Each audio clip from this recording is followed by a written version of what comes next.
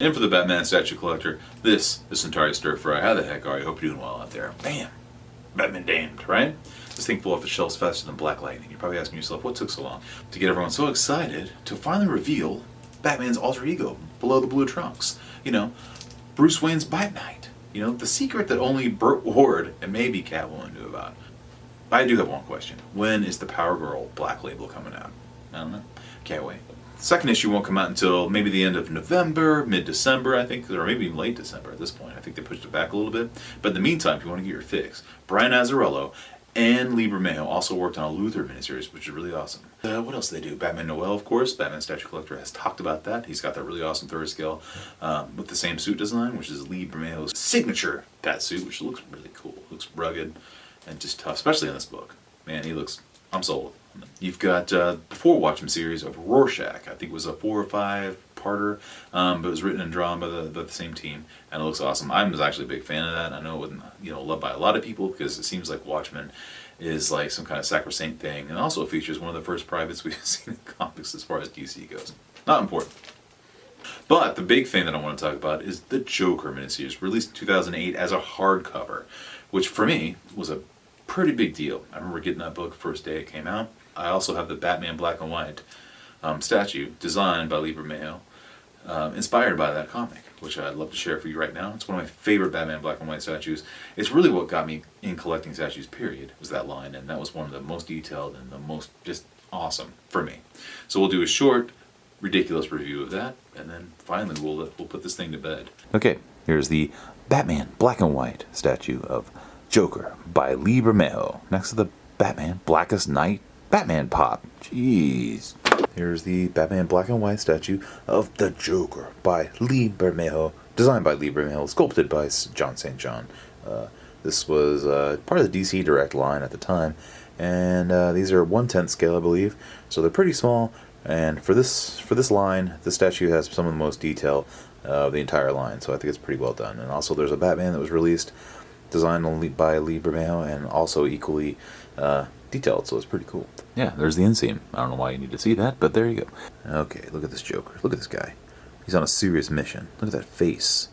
Look at him. He's strutting towards you, I mean, he could be walking right up to you to give you a big old high five, maybe a hug, or maybe he's trying to deliver like a nice juicy turkey to a family in need. But there's a very cold snap wind.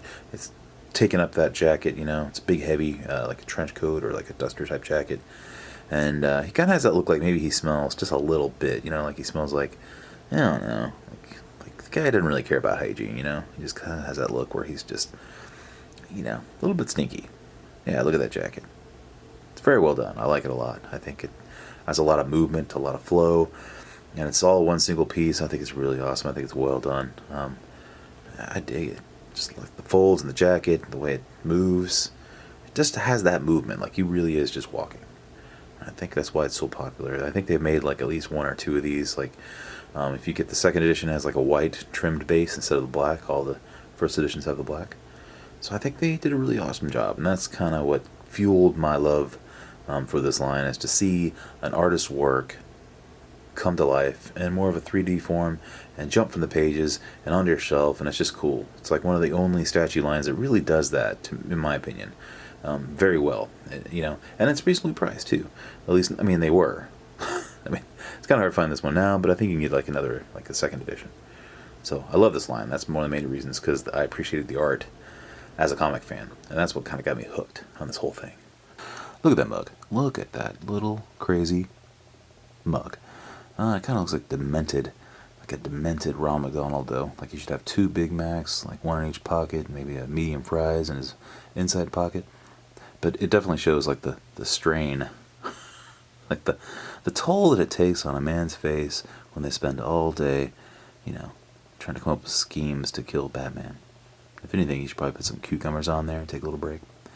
Gotta love the small lines and details in such a small scale. They really did a good job. The teeth and the bags under the eyes and the front, like the furrow brow. The hair sculpt is really good. I mean, for such a little guy, they did a really great job. Yeah, so this came out in 2011, I believe, but it's based off the story that came out in 2008, the same year that Dark Knight did. So Lee Bermejo will definitely fistfight you if you accuse him of lifting that design, because he says it was already in the works way before that movie did. before the movie was released, I should say. But yeah, just a really perfect, great, for me, a really perfect example of sculpt from a concept or like a panel of a page in a comic and to a physical form that you can put on your shelf and kind of sit there and watch it, look at it every day. And that's what really drew me to the black and white line initially, was just the comics and the sculpt and the artists, the individual Batman artists that worked on those things, and it was really cool. And that's what got me hooked on statues. But it started here, and it was the appreciation and love for certain artists that do some of my favorite comics. So a really cool line. I think every once in a while they still come up with really good statues and designs, but it's not as solid as it once was. So yeah, okay. Well, thanks for putting up with my babbling. Thanks again to the Batman statue collector, and remember, Magneto was right. We'll see you in the Batcave.